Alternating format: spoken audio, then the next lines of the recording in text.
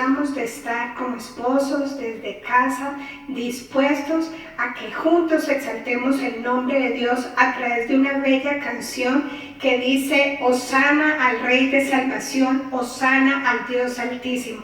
Y para eso queremos que iniciemos recordando que dice Salmos 118, 25. Dice: Señor, danos la salvación, Señor, concédenos la victoria. No importa qué momento difícil estés viviendo hoy, con Cristo somos más que vencedores. Amén.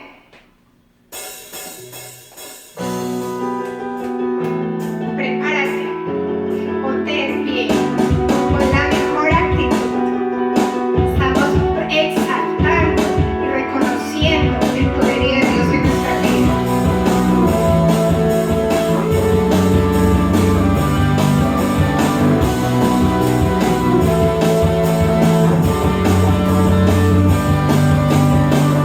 Levantamos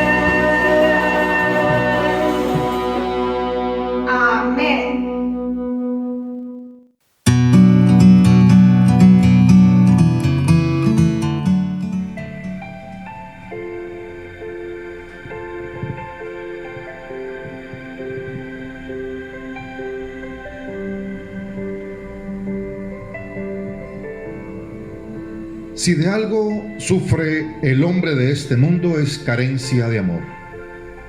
La humanidad nace huérfana debido al abandono en el que tienen al Evangelio de Dios. Sin embargo, Dios ha dado al hombre una promesa y no vacilará en su compromiso. Cuidará de la humanidad y la restaurará por amor de su nombre. Esta es la Iglesia Bautista de la Fe en Cali, Colombia. Estamos en el mes de junio del año 2020 y este es el primer sermón de la serie Promesa y Compromiso. Quiero invitarte para que abras tu Biblia en el libro de Éxodo capítulo 19, verso 3 al 9. En la traducción en lenguaje actual dice la palabra del Señor: un día Moisés subió a la montaña del Sinaí para encontrarse con Dios. Cuando llegó a la parte más alta, Dios lo llamó y le dijo: diles de mi parte a los israelitas lo siguiente: ustedes han visto cómo castigué a los egipcios. También han visto que a ustedes los he traído con mucho cuidado hasta el lugar donde estoy. Los he traído con el mismo cuidado que tiene un águila cuando lleva a sus polluelos sobre sus alas. Si ustedes obedecen mi pacto y cumplen con la parte que les toca, serán mi pueblo preferido entre todos los pueblos de la tierra. Toda la tierra me pertenece.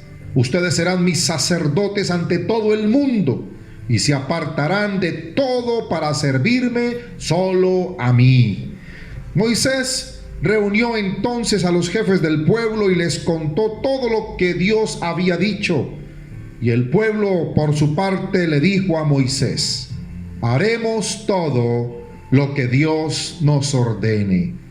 Moisés le comunicó a Dios la respuesta del pueblo. Entonces Dios le dijo: voy a hablar contigo desde una nube oscura.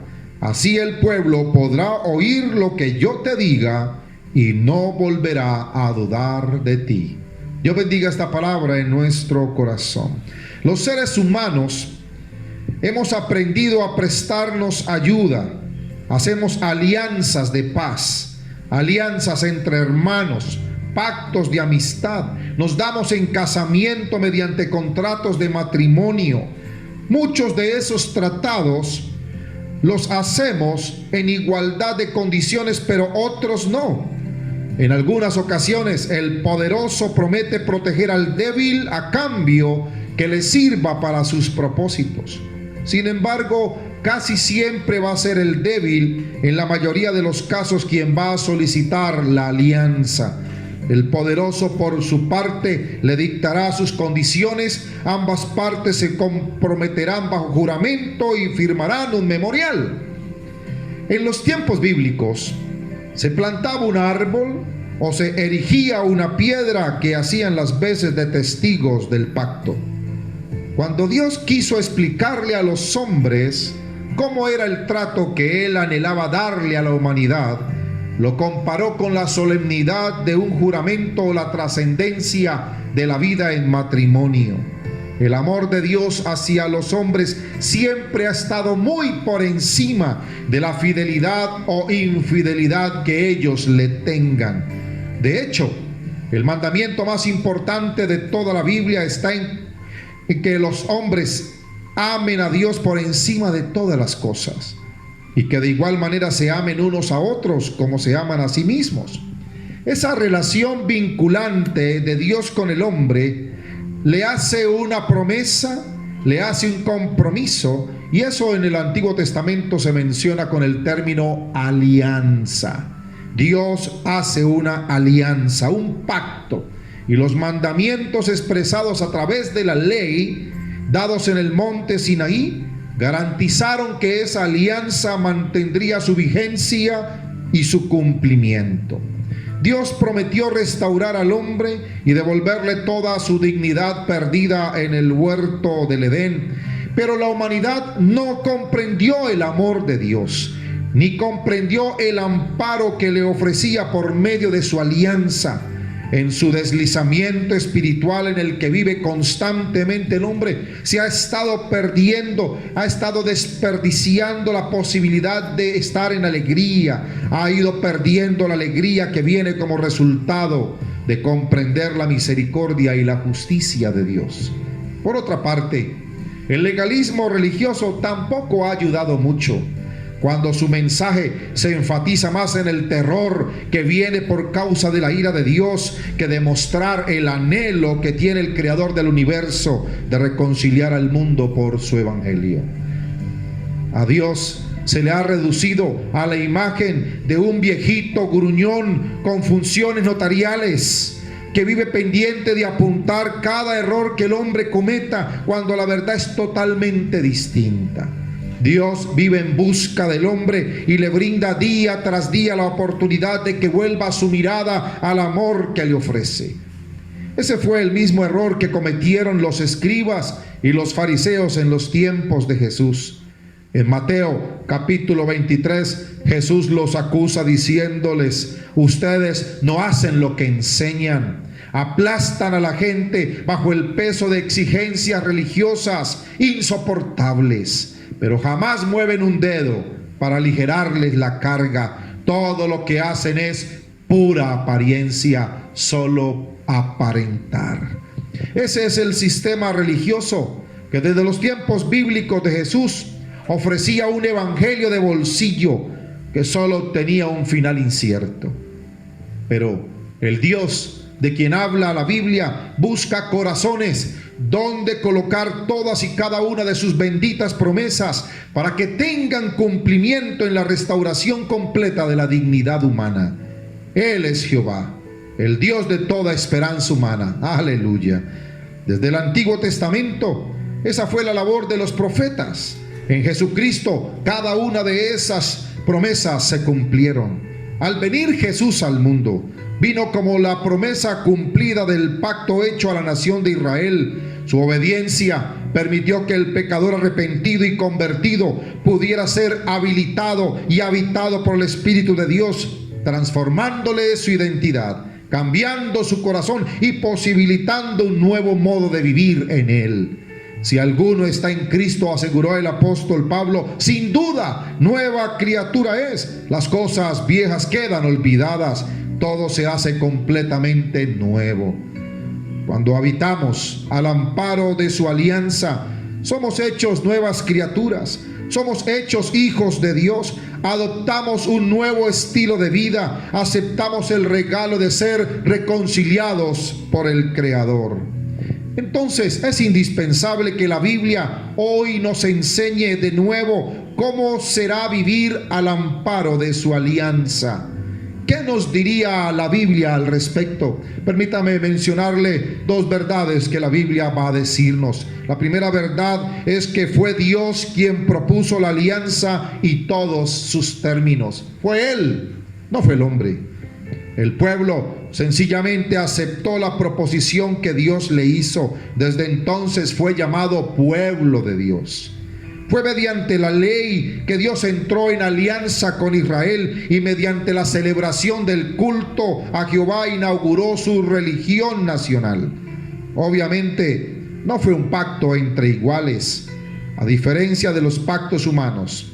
Lo particular aquí es que el amor de Dios fue quien le llevó a tomar la iniciativa y no el hombre. Con soberana libertad le otorgó su alianza a Israel y le dictó sus condiciones. Jehová quiere libertar a Israel de Egipto por amor y más, lo quiere asentar en una tierra fértil, pues así se lo había prometido al padre espiritual de Israel, al patriarca Abraham.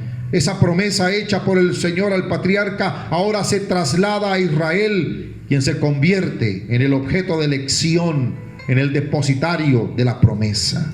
El éxodo de Egipto no es otra cosa que una promesa y a la vez el cumplimiento de un trato hecho con el padre de la nación de Israel cuando ésta ni siquiera existía.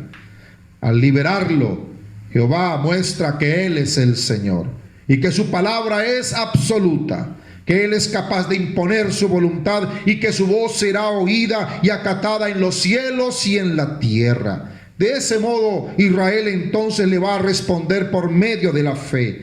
Es así como Dios escogió a Israel sin méritos por su parte, pero lo amaba. Quería honrar el juramento hecho a sus padres. Por eso lo va a separar de las demás naciones paganas. Israel será su pueblo, le servirá con su culto, vendrá a ser su santo reino. Por su parte, Jehová le garantizará su ayuda y su protección.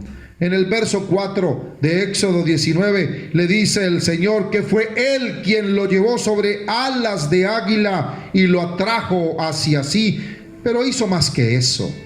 Les renovó su promesa de caminar delante de ellos para facilitarles la conquista de la tierra prometida. Fue en ese lugar donde Dios les colmaría de sus ricas bendiciones y les garantizaría la vida y les garantizaría la paz. Así que la alianza, símbolo de sus promesas, fue de capital importancia para el futuro de la humanidad entera mediante el trato hecho con la nación de Israel. Es indispensable que la Biblia nos enseñe de nuevo cómo es vivir al amparo de su alianza. Y una de las verdades que la Biblia nos dirá es que fue Dios quien propuso la alianza y propuso cada uno de sus términos. Pero lo segundo que la Biblia dirá es que el hombre siempre supo cuáles eran las condiciones de esa alianza.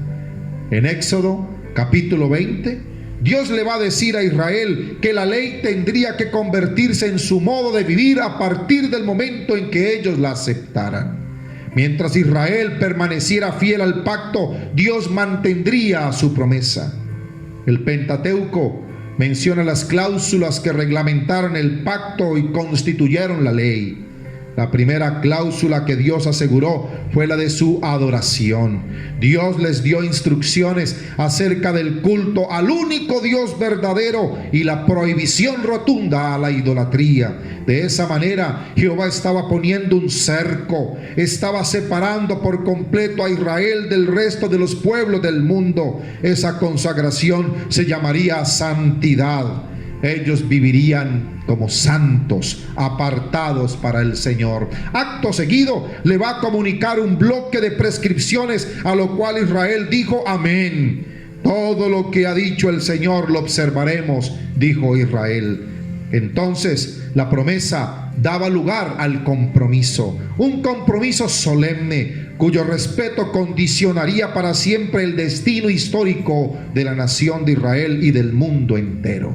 Si Israel obedecía, tendría aseguradas las bendiciones divinas. Si faltaba a su palabra, ella solita se condenaría a las maldiciones prescritas en la ley. De esa manera entonces Jehová va a asumir su promesa, pero también va a asumir su compromiso. Solo que con el paso del tiempo, Israel se olvida de su pacto y eso lo cambió todo.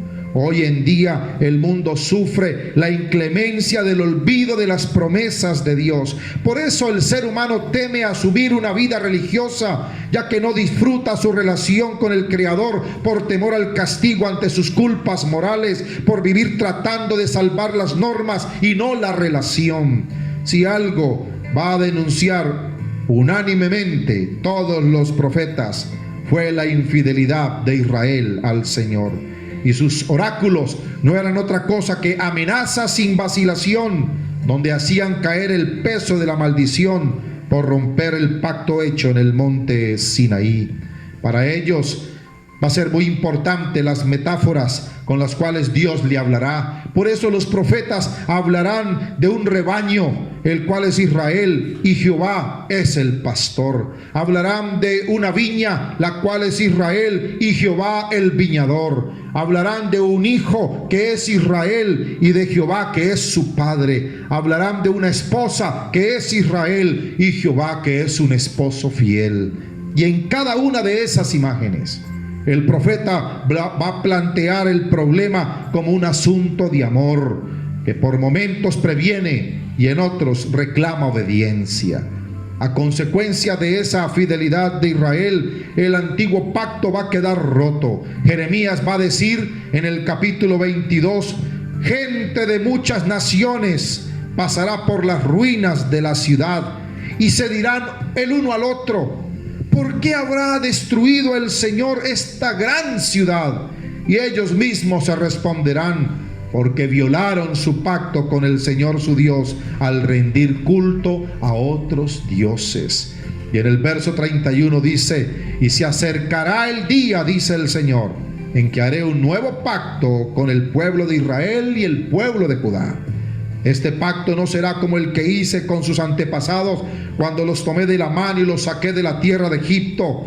Ellos rompieron ese pacto, a pesar de que los amé como un hombre ama a su esposa, dice el Señor. Pero también el profeta va a mencionar esta imagen como un matrimonio que se deshace a causa de la infidelidad de la esposa. Y dice el profeta Oseas que trajo como castigo la ruina de Jerusalén, su cautividad, su dispersión. Sin embargo, a pesar de todo esto, Dios va a insistir. Él va a insistir porque Él tiene una promesa y un compromiso. Él va a insistir que la promesa subsiste, que la alianza permanece invariable. Y eso es lo que nos dirá en esta mañana la palabra de Dios. No solamente Dios inicia la alianza, no solamente el hombre estaba consciente de todos los elementos que integraban la alianza, sino que también Dios va a insistir en esa promesa, porque la promesa va a subsistir, porque la alianza va a permanecer invariable, porque el amor del Señor es así con el ser humano. Por eso Jeremías en el capítulo 33 verso 20 va a decir: si sois capaces de romper mi pacto con el día y con la noche, de modo que no vuelva a haber nunca día y nunca vuelva a haber noche como corresponde, entonces yo romperé mi alianza con mi siervo David, de modo que ya no tenga quien le suceda en el trono, y con mis servidores los sacerdotes de la tribu de Leví. Así como no es posible contar los astros del cielo o calcular la arena del mar, así de incontable e incalculable haré a la descendencia de mi siervo David y a los levitas, mis servidores. Y esa promesa se cumplió. Dios envió a su Hijo Jesucristo. Él vino del linaje de David. Y el Espíritu Santo constituyó apóstoles, profetas, evangelistas, pastores y maestros que sucedieran la tarea del levita hasta el tiempo final, porque esa es la nueva alianza. Habría al final del tiempo una nueva alianza. Oseas va a recordar esa nueva alianza como que si fuera una renovación de votos matrimoniales. Va a decir Oseas que el hombre volverá a darle a su mujer un nuevo amor, una nueva justicia, una nueva fidelidad, un nuevo conocimiento de Dios que restablezca la paz entre el hombre y la creación. Jeremías, por su parte, va a decir que esa nueva alianza cambiará los corazones de los hombres y les inscribirá en ellos la ley del Señor. Por su parte, el profeta Ezequiel va a entender la nueva alianza como una alianza de paz eterna que renovará la vida de Sinaí, que renovará la vida de David, que renovará el comportamiento de los corazones y dará el don del Espíritu Santo. Fue entonces de esa manera como una alianza patriarcal pasó a una mosaica y luego una davídica para terminar convirtiéndose finalmente de manera perfecta en un nuevo pacto, una nueva alianza, el cumplimiento de una promesa y un compromiso por parte de Dios. Dios enviaría a su Hijo Jesús como mediador de un nuevo pacto. Aleluya. El Nuevo Testamento no es otra cosa que el cumplimiento de las profecías. En Cristo se realizó la alianza nueva y definitiva que había anunciado los profetas. Es necesario que revisemos como comunidad hasta qué punto ha calado en nosotros el espíritu del Evangelio. Jesús une el precepto del amor de Dios y el amor al prójimo, y Juan dice que en todo está el gran mandamiento. No se puede amar a Dios a quien no se ve, si no se ama al hermano a quien se puede ver. La vida nueva es posible porque Dios nos ha dado su Espíritu haciéndonos hijos suyos. Entonces es indispensable que la Biblia nos enseñe de nuevo que es vivir al amparo de su alianza. Y la Biblia nos dirá: fue Dios quien propuso la alianza y sus términos. El hombre estaba consciente de todas las condiciones de la alianza, pero el amor de Dios va a hacer que la promesa subsista, va a hacer que la alianza permanezca invariable. Hoy en día, amigo y hermano, están la promesa y el compromiso disponibles para su cumplimiento en tu vida, si deseas aceptar la alianza, si deseas aceptar la oferta de salvación. Independientemente de las promesas que la gente nos deje de cumplir, las promesas de Dios durarán por toda la eternidad. Que Dios bendiga tu vida, que te permita ser fiel a las promesas del Señor. Padre, te alabo, te bendigo, te glorifico, te exalto y te doy gracias en este momento por tu infinita bondad, tu misericordia, tu gracia, tu favor. Exáltate en la vida de tu iglesia y permite que pueda vivir cada día por el poder de tus promesas que salieron de tu boca y no caerán a tierra sin su debido cumplimiento. Exáltate en tu iglesia extendida por toda la tierra y tu misericordia sea sobre la condición humana y la naturaleza humana en este tiempo. Permite que hayan reconciliaciones permanentes para que podamos entender y comprender el poder de tu gracia y la misericordia de tus promesas. En Cristo Jesús te lo pedimos. Aleluya. Amén. Vamos a tener en este momento un tiempo para celebrar y conmemorar la Santa Cena del Señor. Nuestro Señor Jesucristo, en el tiempo en el que iba a ser entregado, dice la palabra del Señor que estaba allí con sus discípulos, y aquella noche, antes de ser crucificado, dice que tomó la Santa Cena y le dijo a sus discípulos que comieran y bebieran de ella. Y en la primera carta a los Corintios vamos a encontrar esa porción de la palabra.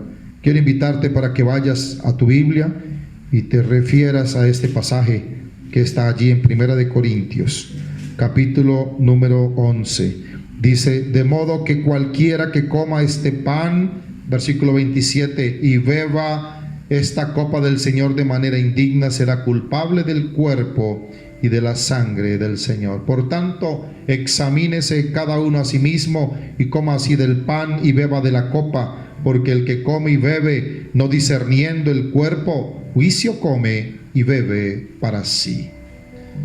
Vamos a tener la oportunidad de celebrar nuestra Santa Cena. Te invito a que tomes una porción de pan, tomes una bebida y podamos juntos celebrar y conmemorar este tiempo tan especial. El Señor Jesús, la noche que fue entregado, tomó pan y habiendo dado gracias, lo partió y dio a sus discípulos diciendo: tomad y comed, este es mi cuerpo que por vosotros se entrega. De la misma manera, tomando el cáliz, lo elevó y dijo: Señor, este cáliz representa mi sangre, sangre de una alianza completamente nueva, que será derramada por todos los hombres para el perdón de sus pecados. Así que en el nombre de Jesús te pido que le pidas al Señor que te bendiga en este momento tan especial. Padre, glorifícate en este momento cuando traemos el cielo a nuestra presencia, al conmemorar y tener memoria de lo que hiciste por nosotros. Gracias por la vida de tu Hijo amado Jesús. Permite que podamos vivir escondidos en Él, que podamos vivir muertos en Él, que podamos vivir para la gloria eterna de Él. Exáltate en nuestras vidas, Padre, en el nombre de Cristo Jesús. Aleluya. Amén. En el nombre de nuestro Señor Jesucristo os lo doy. Comed y bebed de Él todos.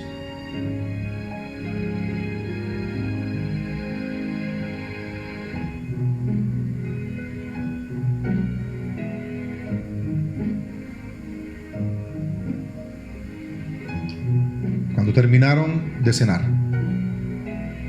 cantaron un himno, oraron y salieron con el Señor.